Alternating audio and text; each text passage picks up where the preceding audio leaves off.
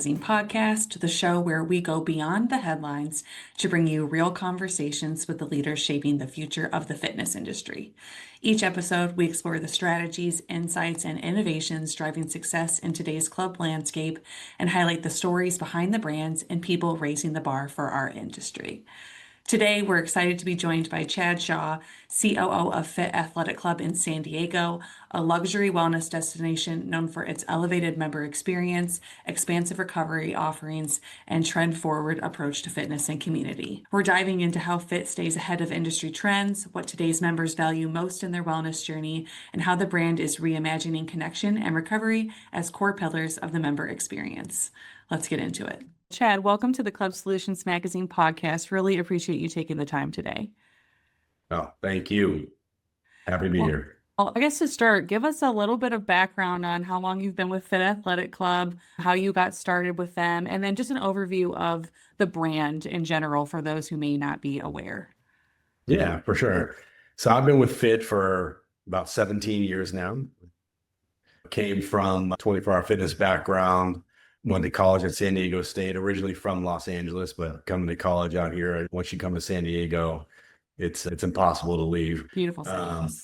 Beautiful city. And then been with Fit for about 17 years in all types of roles, managing the clubs, and then up into the level that I'm at now, which is the Chief Operating Officer. And then Fit has been around since 2002. It started in Houston. Our owner, Scott Lutwack, started that location, and it was extremely successful. But then he realized that once he came in vacation one year in San Diego, he was like, I'm going to move the brand out here to San Diego. And then so within a year after him coming out here and visiting, we opened up our East Village location, and the rest was history. That was back in 2008. Wow. Amazing. For those who may not be familiar with the brand, talk a little bit about some of the key differentiators, what makes you guys really stand out. To start, you guys have some of the most beautiful and well-designed facilities I've ever seen, but yeah, just give us an overview. We like to refer to ourselves as the social wellness club. Our finishes and our equipment are state-of-the-art. They're really nice. The design of the clubs, they're more like urban feeling, like really cool, hip, the music and all that stuff that really creates an energy. But I think what really separates us is how we engage our community, how we engage with our members, the events that we provide. Yeah, I think that our differentiator is really the community that we build. The gyms are really nice, but beyond that, anybody can build a really nice gym. So it's how we're engaging our members, I think, is what separates us. Yeah, can you talk about some of the things that you guys do to really engage your community? First thing, our demographic at our locations is between 25 and 45. A lot of like younger business professionals, they work from home. And so they want to be social, right? A lot of times after COVID, a lot of people work from their house. So it's like the only time they ever leave their house is really to go get something to eat maybe, or go to the gym. Our rule of thumb is let's try to keep our members at the gym as long as possible. So we want to be able to provide as many things for them to do at the locations that we possibly can, whether that be recovery, obviously group X, wellness, resistance training, pool, social, food, every possible thing you can think of. We try to offer that to be able to keep our members there and engaging, not only with the staff, but with other customers as well. Very cool. And that leads well into a question I was going to ask you, which is about Fit Social, your luxury social wellness day club. Can you talk about what inspired that and maybe how that ties into what you just shared? Yeah, no, for sure. Yeah, and again, community is everything to us. So really, we wanted to find a place for our members to go. Like right now, we have 73 events. We have Yoga at the Shell is one of the events that we do. We have 1,000+ people doing yoga classes out there at Yoga at the Shell once a month. We have a couple bigger ones where we can see up to 4,000 to 5,000 people at these yoga events, and they're Wow, huge productions. And that's free to our members and the community that we provide. We have parties. We have two big parties that we have about 3,000 members go to. One closer to the beach at Fit Social, actually. And the other one, typically somewhere in San Diego, is it's our Fit Formal party, which is bring all of our members together. Everybody gets dressed up. And so we wanted that place to be able to have our members go to, not only for events, but like just on the daily. We thought, what better place than the location at Mission Beach, had a restaurant already attached to it. It was called Beach House. So then we rebranded it and remodeled it and called it Fit Social. So now our members can go there and not only can they eat, can they drink, but they can co-work, they can recover. We have outdoor saunas, cold plunges, stretching. We have breathwork classes out there. So it's really just like a hub almost outside of the gym for our members to go relax and just hang out. I always tell people I have the best job on the planet because I don't know how people work out before and after work. I'm at the gym. So it's like the fact that like people can really manage their time and figure out work an 8 or a 10 hour a day and then have to go work out or even try to get it in before where I get to just go work out when I please and just walk 10 feet away. So it's like, how do we create that for our members, right? And that's creating social spaces and co-working places inside of the gym where they can essentially have a job similar to mine, where they can work at a beautiful place, but also like in between, they can go recover, sit in the sauna, go do a jacuzzi or a cold plunge. So yeah, it's something that was needed, and it's where the industry is going. Yeah, I love that. Because I think it's very important as a club and a gym to really think about the unique challenges your membership are facing and how you can serve them. And I do feel like we've talked about the loneliness epidemic for a long time in the industry and outside of it. And it's really cool to see what you guys have done there to meet all those needs in one offering. Yeah. Yeah, the members are honestly, they're loving it. We have tons of people out there all day long. It's a known fact that they don't really drink. They're not really going out to bars. They call them the swole generation. Like they want to be healthy. They have so much information at their fingertips. And this is the place that we want them to be. And this is where they want to be. So why not connect people here? Yeah. Fit Athletic Club, just from working with you guys, you're very much on the cutting edge, and in particular with recovery. So I'd love for you to just give an overview of some of the recovery offerings that you have, how they're programmed and integrated into the member experience, and maybe just what advice you'd give to other operators who may be looking to expand more in that area.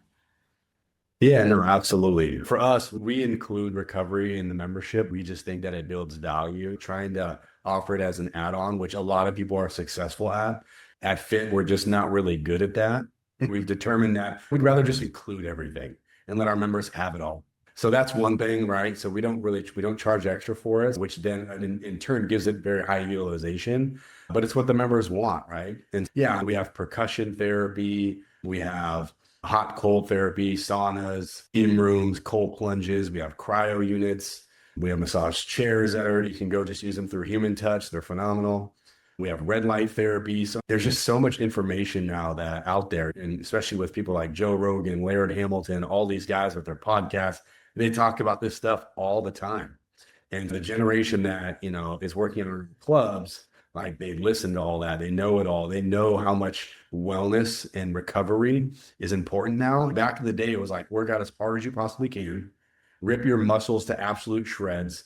If you couldn't sit down the next day or barely walk, then you did it right. And nowadays, it's like studies have shown that like recovery is just as important. Your muscles have to recover. They have to be able to build back stronger. If you're not allowing them to do that, then you're not going to really see the results that you want. Recovery is just a huge thing now that like it's just embedded in our DNA at Fit now. Every new location, we will have all that stuff. Saunas, social saunas, anything recovery that you could possibly be, all the things that I already named. Yeah. So you're seeing a very high adoption rate among your consumer base for these offerings. Tons. It's hard to even get into any of the chairs or use the equipment because people are just in them all day long. Okay. Wow. And even the cold plunge, because that one seems the most would seem to have the maybe highest barrier to entry because you have to actually submerge yourself. Yeah. So I've done many cold plunges, and every time I do them, I'm freaking out when I'm in there. You know what I mean? I'm hyperventilating and for the first minute, right? And then you relax and you get into this like Zen moment. It's the most amazing thing, right? But then I see these other people, they just go and they just get in, and it's just like nothing to them. And Yeah. it's a lot more people than you think. And I look at them, I'm just like, how are you doing that? Like, how is this not even affecting you in any way? The cold plunges, like people love them. I mean, it's like the biggest thing now. And partly due to Joe Rogan, Laird Hamilton, all those guys talking about all this stuff, it's become this mainstream thing. It used to be just athletes doing them. And now it's everyone doing them. And yeah, you would think that it would be, but man, those cold plunges, they're busy all day long. Okay, It's interesting. crazy to see. Interesting. Any advice for operators who may be listening and want to do recovery really well? Don't really follow trends. Don't go out there and just anything happening, just go ahead and do it and buy it. Because a lot of this stuff, it's not cheap. It's high-end massage chairs, red light therapy booths, cryo, Copeland. They're not cheap at all. It's a big investment. And when thinking about doing recovery, do a lot more research. Do a lot more research and then listen to your members. Your members will tell you really what they want. I think that's the main advice is listen to the members, listen to your community, and just do as much research as you possibly can before you make these investments because there's lots of gimmicky things out there. And these things could be 10, 20, 30, $40,000 for some sort of light therapy that no one's heard of or that's going to use. So stick with what works. Keep it Yeah, simple.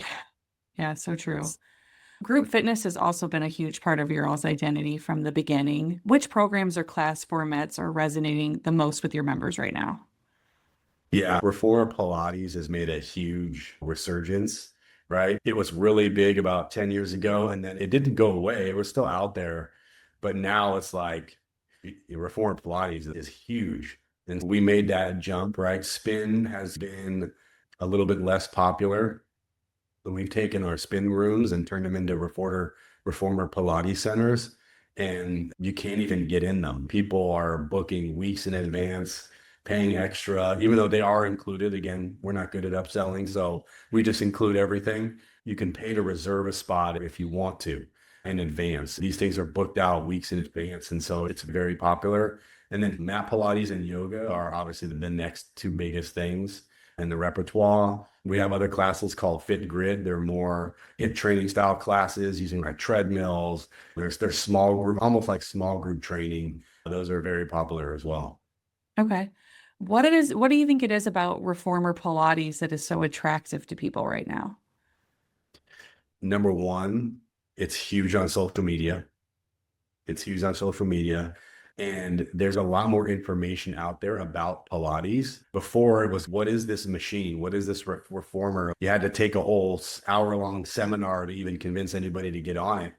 With social media, with all the information out there, people really understand the value of it. And they understand that it's a ridiculously hard workout.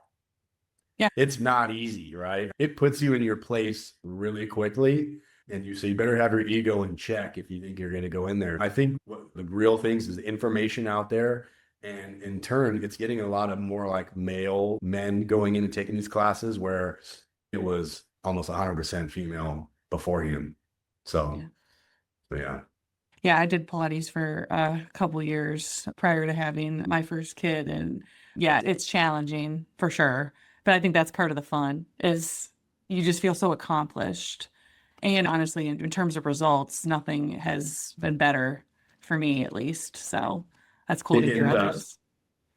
It's funny when when someone first goes in, right? You could have a big bodybuilder or just a guy that's pretty strong, right? And they think they have some real core strength. And then you get on that Pilates and they start shaking really bad and they can't control it. And you're just like, it really puts your ego in check that there's so many different ways to work out. Yeah, for sure. Another thing that's been very popular, obviously strength training. I'm guessing you guys are seeing similar trends at your gyms. But yeah, anything that you can share in regards to that strength training trend as to how your members are adopting it or what they're gravitating towards? Strength training, it used to be primarily male, right? In the weight room, 90% of the people in the weight room were males. And after COVID, right, people back in the day, women wanted to look like Jane Fonda. Now they want to look like more like Kim Kardashian, where they have a little bit more lean body mass. And being out there in the weight room, it's insane. The weight rooms are packed now, and it's about 50-50. After COVID, the weight room has become a huge focus for us to ensure that like at any new location, that our weight room is a top priority to make sure that we have the most amount of square footage for it, because that's where 90% of the people in your gym at any given time are. So like the weight room is going to be a critical piece to ensuring that your facility is successful. If you don't have enough equipment, if people are constantly waiting, you have to adapt now. Almost everyone in your gym is going to be in that weight room. You can't depend on 50% of the female population just hanging out in group X anymore. And it's phenomenal to see and we love it. Yeah. I think another thing driving that is goes back to what you're saying about the podcasters like Joe Rogan and Huberman in particular comes to mind that are talking about the importance of strength training and recovery. Do you feel like it's important for gym operators to be listening to some of those consumer podcasts that are driving a lot of these trends just so they can understand what members are wanting and expecting? It's not something that like they should do. It's something that they have to do, right? That's where your client is getting all their information, right? So why wouldn't you want to go and be ahead of that game and really understand what they're listening to? And also these people on the podcast, they know what they're talking about. You know what I mean? It's not just like some random guy saying things that he's never done or seen or so it's like you listen to these podcasts, it's amazing the stuff that's out there. Absolutely super important for operators, gym business owners to be able to stay in touch and listen to as many different health and wellness podcasts as you possibly can. Yeah. As you mentioned, wellness is evolving so rapidly. So, how do you guys decide what trends to lean into and maybe which to stay away from, or what's that kind of decision-making process look like? Yeah, we know what our end is, right? We know what we stand for. We don't try to go outside of our lane, right? But we do try to be innovative as we possibly can. And so for us, again, the thing that we're good at is creating community. And when we're looking at different trends, we try to say, okay, does it fit within our brand standards? Does it help us grow? Does it help our members grow? Is it can help our employees grow? Does it affect the lifestyle of our employees, the lifestyle of our members? Does it help our community? Is it innovative? Those are the things that like we look at and have to check really all the boxes before we take the next step. Right. So when we thought of Fit Social, it just fit right in with every single box that we wanted to achieve. And so we ran with it and the rest is history there. Yeah. Is there anything else that you're really proud of that you'd like to share? I think that the thing that I'm most proud of is how we've gotten our members to interact with each other, right? Because you mentioned the lonely generation. And with the brand that we built, people know that when you remember at Fit, it's a place to meet other people. It's not just a place that you go and put in your headphones, which people do, obviously, but they're going to give you the opportunity to make new friends, create new business relationships, maybe meet a significant other. They're going to put you in positions to be able to go to events and do things that are outside of just the fitness realm. Of course, we're going to provide all the classes, the wellness, the recovery, the resistance training, the cardio, nutrition, all that stuff we're going to have. And that is our focus too. But to be able to create that community and put people in that event space, that's something that I feel I haven't seen anyone else really do well. And due to the extent that we've been able to do it and our members have really responded to it, and that's what's helped us gain that traction.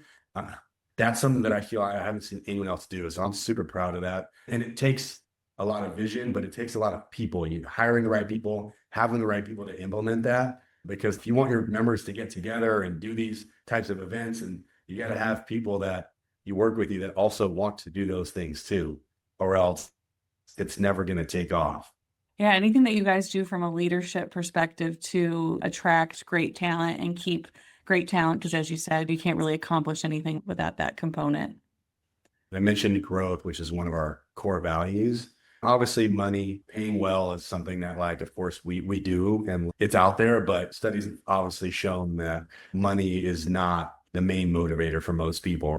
People want to be able to grow. They want positive reinforcement. They want positive affirmations. Like, they want to feel like they're making a difference and they have a purpose. Yeah, we do tons of our onboarding process for every single department is really extensive.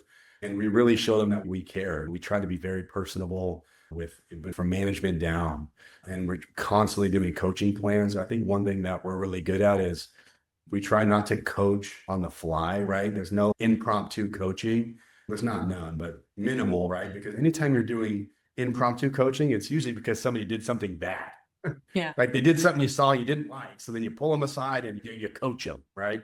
And so we try to nip those in the bud and be more proactive, right? Every manager meets with every single one of their employees every single month, and they do coaching plans or things that like the employees want to work on. It's not, oh, you need to work on this X, Y, and Z. It's we ask them what they want to work on, what deliverables they want to achieve, and that's professionally and personally. And then we add a couple things here and there on top of that to make it better.